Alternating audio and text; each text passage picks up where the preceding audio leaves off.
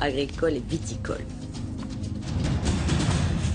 Et nous partons d'abord pour l'Inde, où le pays retenait son souffle à l'approche du cyclone Féline. Les vents d'une rare violence et les pluies diluviennes se sont abattus sur la côte orientale, mais les autorités avaient donné l'alerte et ont pu éviter le pire. Sylvie Pinatel.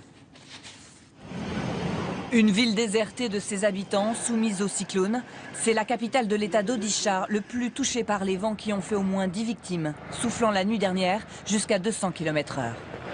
À Gopalpur, où 90% de la population a été évacuée, les dégâts sont importants. Et dans toute cette région traversée par l'œil du cyclone, l'électricité ce matin est coupée dans plusieurs villes. Ces dégâts, c'est vraiment historique. Ça n'est jamais arrivé, en tout cas pas depuis 1999. En 1999, un précédent cyclone avait fait 10 000 morts. Alors l'État, cette fois, avait pris les devants, évacuant 800 000 personnes dans les zones les plus à risque. Je suis venu avec ma famille pour fuir. Ma maison est détruite. En progressant dans l'intérieur des terres, le cyclone faiblit et permet d'espérer l'arrivée des secours aériens dans les zones les plus isolées. À Gopalpur, le vent souffle encore à plus de 100 km/h. Dès qu'il faiblira, nos hélicoptères pourront distribuer des soins et du matériel.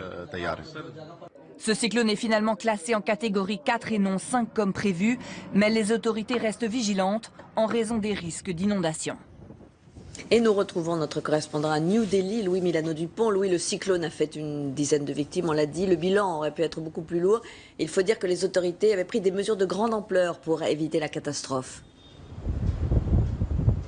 Oui, la catastrophe humanitaire tant redoutée semble avoir été évitée, et notamment grâce à ce déplacement massif de population. Près d'1 million de personnes évacuées, ça n'était jamais arrivé en Inde, et grâce aussi à une forte mobilisation de l'armée avec des unités spécialisées sur les catastrophes naturelles. Et selon un bilan provisoire, vous l'avez dit, il y a pour le moment, il y aurait moins d'une dizaine de personnes décédées.